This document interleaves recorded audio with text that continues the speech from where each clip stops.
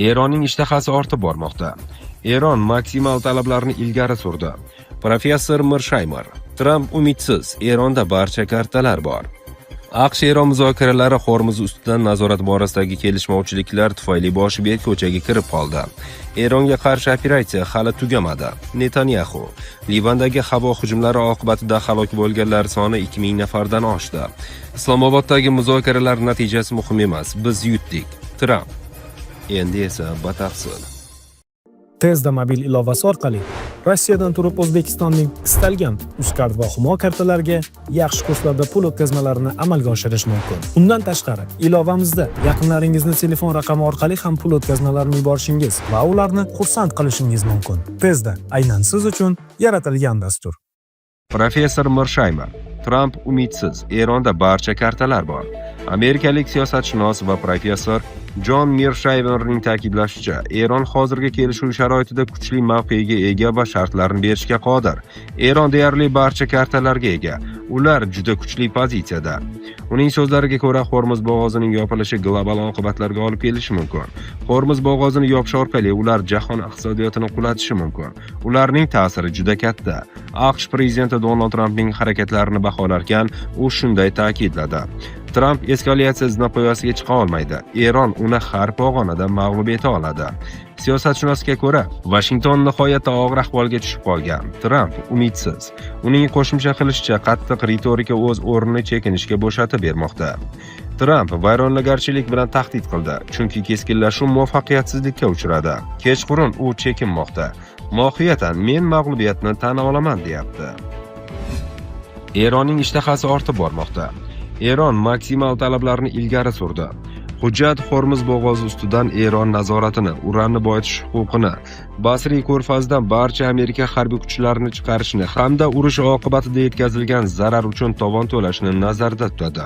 Oq uy ushbu rejani prinsipial jihatdan jiddiy emas deb baholadi va mazmuni oshkor etilmagan muqobil taklif ustida ish olib borayotganini bildirdi. Tahlilchilarning ta'kidlashicha, 6 haftalik urushga qaramay, AQShning dastlabki maqsadlaridan hech biriga erishilmagan. Eron rejimi oliy rahbar va o'nlab yuqori lavozimli amaldorlar halok bo'lganiga qaramay saqlanib qolgan. Raketa arsenalining katta qismi asrab qolingan. Yadro dasturi to'xtatilmagan. Eronning Hormuz bo'g'ozini yopish qobiliyati nazariy emas, balki amalda isbotlangan holatga aylangan va mutaxassislar fikricha, bu hozir Tehronda yadro dasturidan ham ko'ra ko'proq bosim o'tkazish imkonini bermoqda. Benyamin Netanyahu esa o'z navbatida o't ochishni to'xtatish urushning yakuni emas, balki barcha maqsadlarga erishish yo'lida to'xtash ekanini ta'kidladi. Hatto dengiz qatnovi qayta tiklangan taqdirda ham energiya bozorlarining barqarorlashuvi oylab vaqt olishi mumkin. Treyderlar allaqachon neft narxlariga yuqori geosiyosiy xavfni qo'shib hisoblamoqda va bu omil uzoq vaqt saqlanib qolishi kutilmoqda.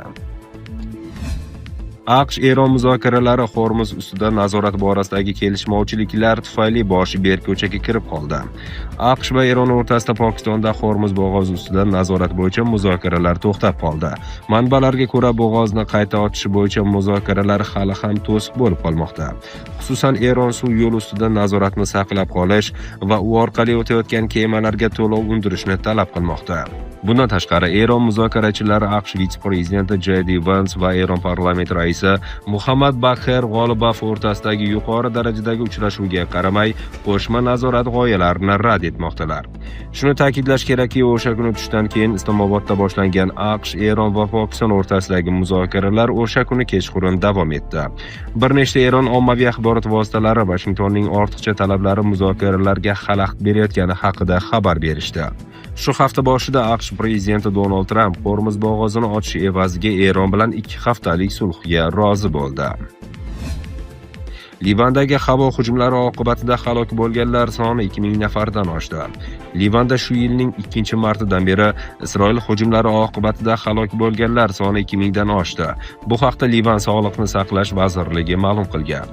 Isroil hujumlari natijasida 2020 kishi halok bo'ldi va 6436 kishi jarohat oldi. Ilgari Isroil va Hizbulloh o'rtasidagi keskinlik boshlanganidan beri Livanda 1888 kishi halok bo'lgani haqida xabar berilgandi. 9-aprel kuni Livan bosh vaziri Nafah Salom mamlakat hukumati Isroilning davom etayotgan hujumlari bo'yicha BMT Xavfsizlik kengashiga shikoyat qilishini e'lon qildi. Tramp Xitoyni ogohlantirdi va tahdid qildi. AQSh prezidenti Donald Tramp Eron bilan muzokaralar yuzasidan gapirarkan, qanday natija bo'lishidan qat'iy nazar Washington ustunligini saqlab qolishini bildirdi. Uning ta'kidlashicha, kelishuv bo'ladimi yoki yo'q, AQSh baribir yutadi. Shu bilan birga u Xitoyni ogohlantirib, agar Pekin Eronga qurol yetkazsa, bu jiddiy oqibatlarga olib kelishini aytdi.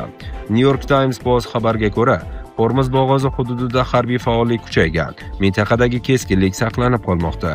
The Times of Israel xabar qilishicha, Xitoy Eronni qurollantirish haqidagi iddaolarni rad etgan. Xitoy elchixonasi bu ayblovlarni asossiz deb atab, Pekin hech bir tomonga qurol yetkazib bermasligini ma'lum qilgan.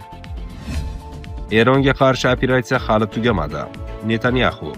Eronga qarshi operatsiya davomida Isroil va Qo'shma Shtatlar yadroviy bomba yaratilishining oldini oldi va shu bilan mavjudlik tahdidini yo'q qildi. Bu haqda Isroil bosh vaziri Benyamin Netanyahu video murojaatda e'lon qildi. Operatsiya hali tugamadi, lekin biz allaqachon ishonch bilan ayta olamiz. Biz tarixiy muvaffaqiyatga erishdik. Biz bu kompaniyani Eron yadroviy qurol ishlab chiqarishga va kuniga yuzlab raketa ishlab chiqarish qobiliyatiga juda yaqin bo'lgani uchun boshladik. Bizni qamrab olgan ikkita mavjudlik tahdidi yo'q bo'lib ketishi kerak edi.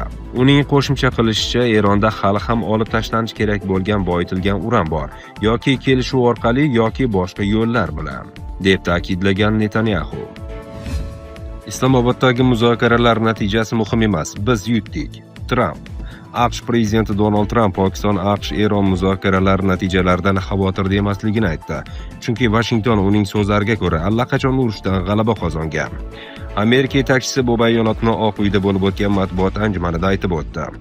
Biz kelishuvga erishamizmi yoki yo'qmi, men uchun farqi yo'q. Aslida biz g'alaba qozondik, dedi Tramp va AQSh Eronni to'liq mag'lub etganini qo'shimcha qildi. U AQSh Eron havo kuchlari, dengiz floti va rahbariyatini yo'q qilgani va endi Hormuz bo'g'ozi orqali erkin o'tishni ta'minlash ustida ishlayotgani haqidagi avvalgi da'volarni takrorladi. Biz bo'g'ozni ochamiz, garchi biz undan o'zimiz foydalanmasak ham, chunki dunyoning boshqa ko'plab mamlakatlari undan foydalanadi va ular qo'rqishadi, kuchsiz yoki ochko'z. Men kelishuv nima ekanligini bilmayman, lekin NATO bizga yordam bermadi, dedi Oq uy rahbari. Shuni ta'kidlash kerakki, Islomobodda AQSh va Eronning yuqori martabali delegatsiyalari o'rtasidagi muzokaralar deyarli 8 soat davom etdi.